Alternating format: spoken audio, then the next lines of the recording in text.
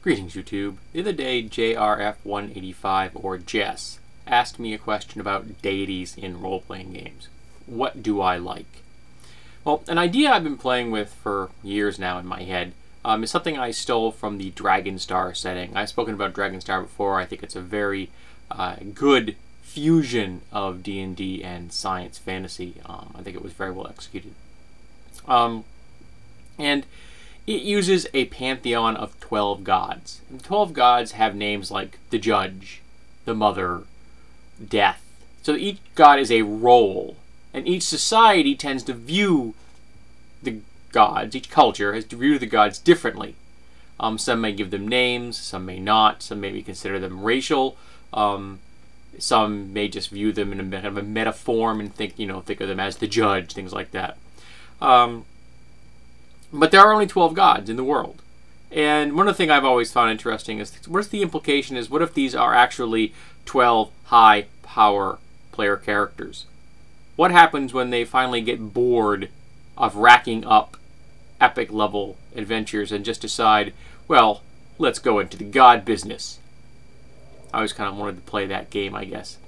But I have very comfortable with large pantheons with lots of different gods.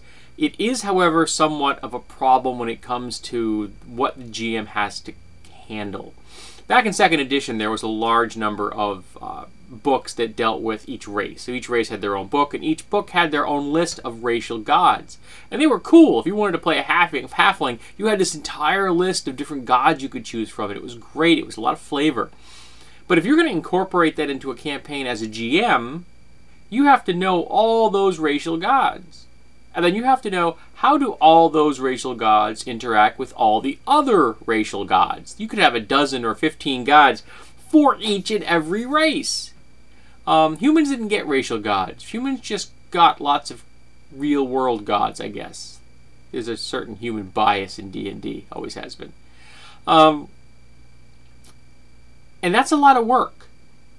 Just as the same if you're using a lot of real world, like say if you're using the Norse and the Greek and the Chinese and the Japanese and the Native American and South American and all these different deities. They're cool, and since a player is only dealing with one pantheon, the one their player has, or one god within that pantheon, so from the player end of things, it's something you can handle. But from the aspect of a GM, you have a lot to deal with. How is Odin going to interact with Zeus? How is Loki going to interact with Coyote? There's a lot to deal with. And I think in some ways it's a lot easier to have a single pantheon in the concept from Dragonstar and have each culture view them differently. So Coyote and Loki are the same god, just with different names. Zeus and Odin are the same god with different names. It does steal some of the cultural thunder. It does mean that things come a little more bland, perhaps, but I still think that it's something that is more easily handled by a GM. And I don't have a problem with particular cultures or particular nations being monotheistic or having a binary faith, where there's the dark and the light, and they can attribute names to either side if they wish. Or it's a culture that only has one god and all other gods are apostate, and you can't have faiths in them, and so you've got inquisitions and stuff. I don't tend to view those as really healthy cultures, but it doesn't mean that they don't exist in my games.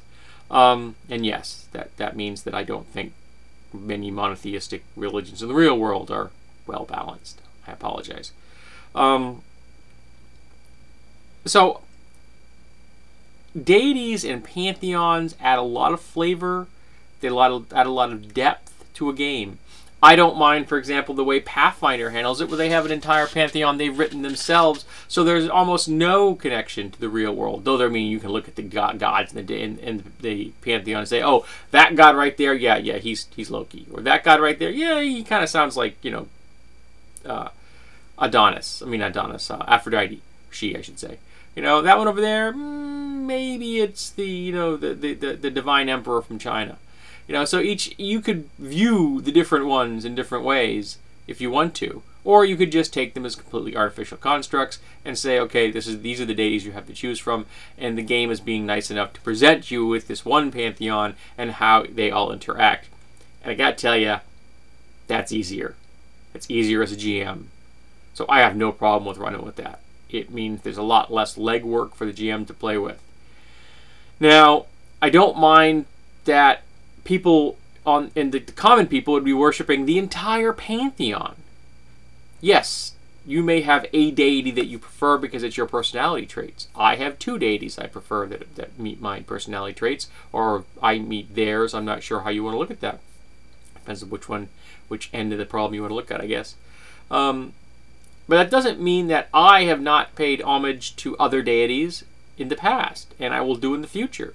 And I'm sure that the common people in a fantasy world would do the same. They had this one god that they tend to worship most of the time, but when they need to build something, they're going to leave an offering to the god of construction or crafting. And when their sister's going to go into labor, they're going to leave an offering to the god or goddess that's in charge of childbirth or life or something like that. And when a friend is deathly ill, they leave an offering to the god of death, not because they worship death, because they're trying to buy them off. So that's how I think in the real world of a fantasy world, things would function. Most people would have a tendency to worship a god, but would also give offerings to all kinds of deities, and some would just play the field.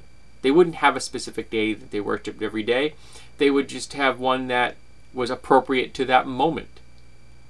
One idea I've played with would be to have a cultural pantheon, like, say, for example, the Gnomish pantheon, the most common Gnomish culture. Yeah, I know lots of D&D races are monolithic in their, like, all Klingons are the same and all Vulcans are the same. It annoys the crap out of me. But we do it with, a lot of the time we do that with races in D&D because, again, it's simpler. It's why Star Trek did it. It's why we do it. But I was thinking of one gnomish concept where the gnomes have a god for everything. And so every single time the character needed to do something, I would then write down a name of a god and now have a list of names, put next to it what that god was in charge of. So it's like, he flips a copper piece behind over his shoulder and says, so-and-so for the god of travel.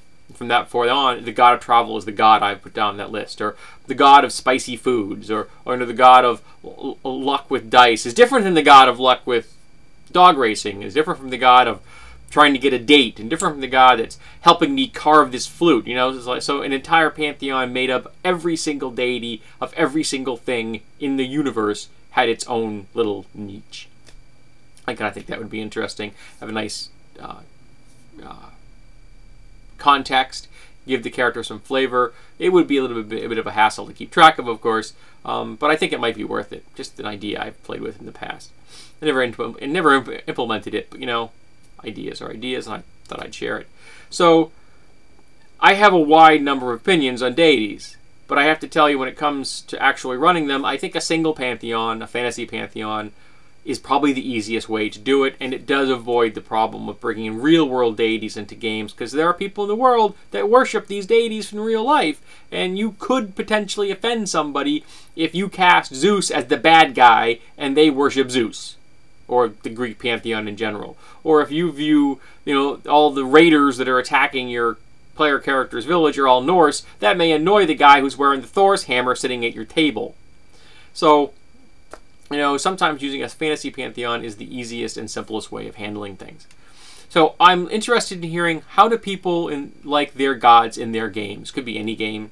Do you like using large numbers of them? Do you prefer a simpler fantasy concept? Or do you not mind juggling 57 balls in the air at once, trying to figure out how they all connect to each other? There are people out there who enjoy that kind of thing.